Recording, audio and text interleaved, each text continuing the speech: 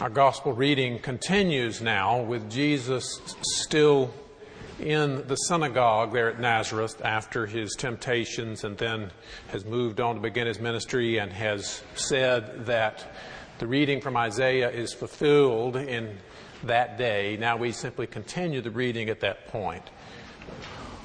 All spoke well of Jesus and were amazed at the gracious words that came from his mouth. They said, "Is this not Joseph's son?" He said to them, "Doubtless you will quote me this proverb, 'Doctor, cure yourself.' And you will say, 'Do here also in your hometown the things that we heard you did in Capernaum.' And he said, 'Truly I tell you, no prophet is accepted in the prophet's hometown. But the truth is, there were many widows in Israel at the time of Elijah, when the heaven was shut up 3 years and 6 months, and there was a severe famine over all the land. Yet Elijah was sent to none of them except to a widow at Zarephath in Sidon." That was non-Jewish country.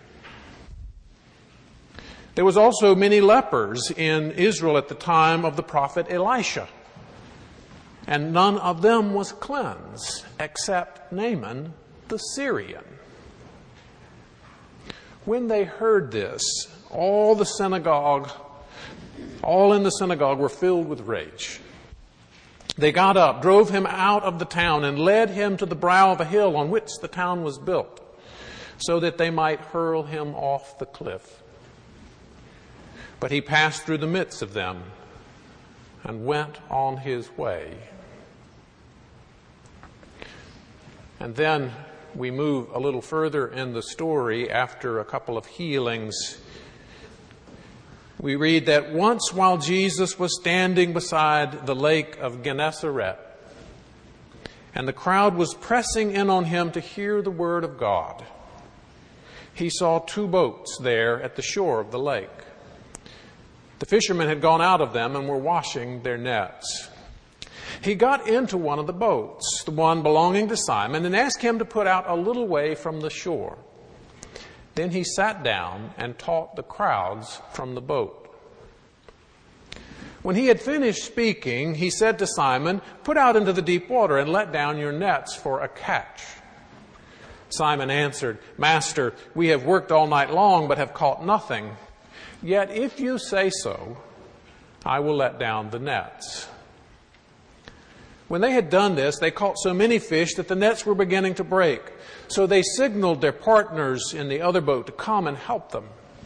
And they came and filled both boats so that they began to sink.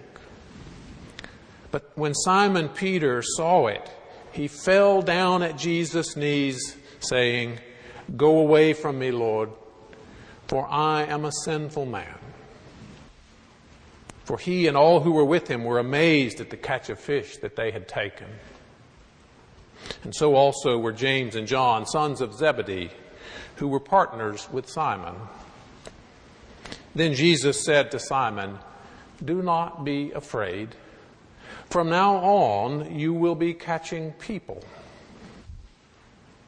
When they had brought their boats to shore, they left everything and followed him. The word of the Lord. Thanks be to God. On the day before the new Congress was sworn in, I saw an article, or the headline of an article in the Washington Post website, which had a subtitle that read, "And that makes it the most diverse in history." That was a little odd next to the actual headline, which said, "The new Congress is 80% white, 80% male, and 92% Christian." Now, I don't suppose I should have been surprised to hear the statistics, or to hear that they represent a trend towards more and more women and non-whites in Congress. During my teenage years, the percentage of women in Congress varied from 2 to 4%, and the percentage of non-whites was even less. I wasn't really surprised by one statistic in that headline, though, the 92% Christian part. If you ask Americans, the vast majority will tell you that they are Christians. Church attendance may be declining fairly rapidly in America, but still close to 80% of Americans will self-identify as Christians. That's not quite the 92% represented in Congress, but it's a whole lot more representative than the number of males or non-whites. It seems perhaps we really are a Christian nation. But that, of course, raises the question of just what do we mean by this label Christian? I'm assuming that a fair number of you here today would identify as Christian. So, what do you mean when you say, I'm a Christian? That's a question that has long intrigued me. And so I've asked it many, many times over the past 20 years. I've also asked a companion question most of the time, a question about what church congregations understand membership to mean. What do congregations expect people who join them to do? It seems to me that expectations of members would have something to do with what a church understood being Christian meant. Now, it probably won't surprise you to hear that the answers to what it means to be Christian are all over the place. Belief comes up with fairly often, sometimes very precisely laid out beliefs, usually more vague sorts of things. People will talk about morality, about community, about wanting to help others. People will mention going to church or worship, but not as often as you might think, and any number of other things. The question about membership expectations, though, the answers to that are a little different. People seem to struggle with that question more, perhaps because it's about expectations on others. Maybe that's why the answers tend to have a little less variety and be more minimalist than answers about being Christian. For Presbyterians and a lot of mainline Protestants, the typical answer runs something along the lines of the expectations of members are believe in God/Jesus, show up occasionally, and be nice. That's pretty much it. Now, I mean, it's not that people don't come up with other things that they think maybe members ought to do, like support the church financially, be involved in the mission of the church, study the Bible, and so forth and so on. They just don't set those as actual expectations of members. We live in a very individualistic culture. And being a member is like being a Christian. People get to decide for themselves what that means. Turns out that the Book of Order, which, if you don't know, is the part of the Constitution of the Presbyterian Church, the Book of Order actually has a list of the responsibilities of members. And I've had a number of occasions in classes and groups to share this list with folks, and people are generally quite surprised to see what a explicit and detailed list of responsibilities are there. But that surprise is nothing compared to the reaction you get from session members. Those are the elders that serve in the governing council of this congregation. Nothing compared to the surprise you get to them when you tell them that part of their job is, and I'm quoting now, to review the roles of active members at least annually and to counsel those who have neglected the responsibilities of membership. That's usually followed by a huge sigh of relief when they learn that no church sessions actually do this. It is interesting, however, to contrast modern notions of Christian and membership with what emerges from the biblical story. The gospel readings that we have heard today come at this from a couple of angles. We do see Jesus calling the first disciples, inviting people to leave their former life behind and discover this new thing that he calls them to learn, to become part of this new thing that Jesus is doing.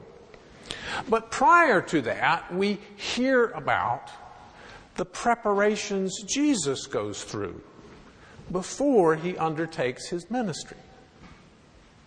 Jesus is tempted in the wilderness by the devil. Tempted about what sort of Messiah he will be. If we are to take this passage seriously at all, then clearly Jesus must have wrestled with what it meant to be the Messiah and wrestled with a pull to be the sort of Messiah people wanted him to be.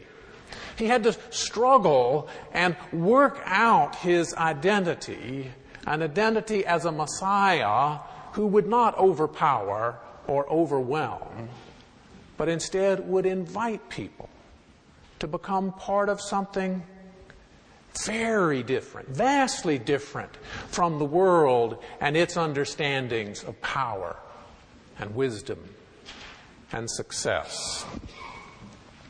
Now, I've preached frequently over the years about this sort of identity crisis side of Jesus' temptations in the wilderness.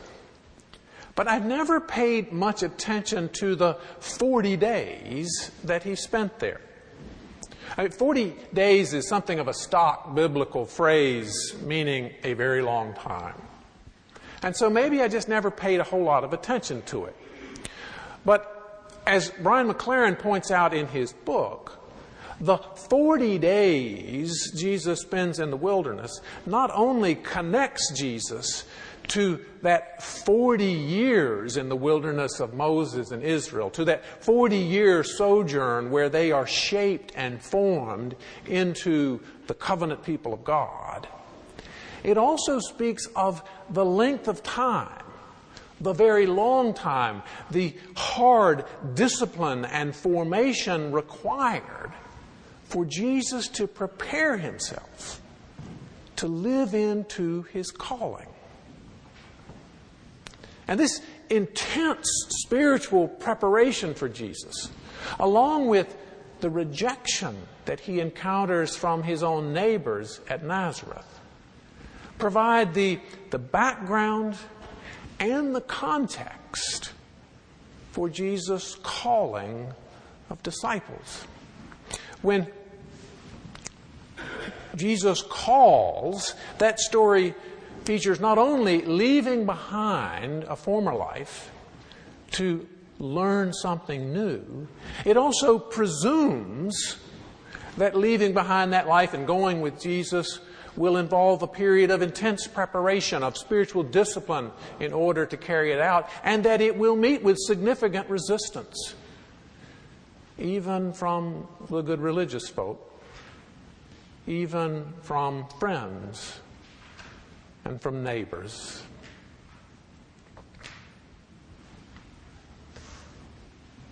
That newspaper headline says that 92% of the new Congress, that those folks are Christian. I wonder how many of them define Christian in the way it gets defined by the biblical story. When people join the Presbyterian Church, or when they bring a child for baptism, we ask them this question: will you be Christ's faithful disciple, obeying his word and showing his love? And I wonder how many of us think about what it means to be a disciple when we answer yes to that question. But I'm not really so sure that the reason people often choose the label Christian without actually living as disciples is all that much about how hard or how difficult it is. I think that perhaps a bigger issue is encountering the good news, encountering Jesus. I mean, after all, those disciples in our stories today, they didn't know how hard it was going to be when they left to go with Jesus.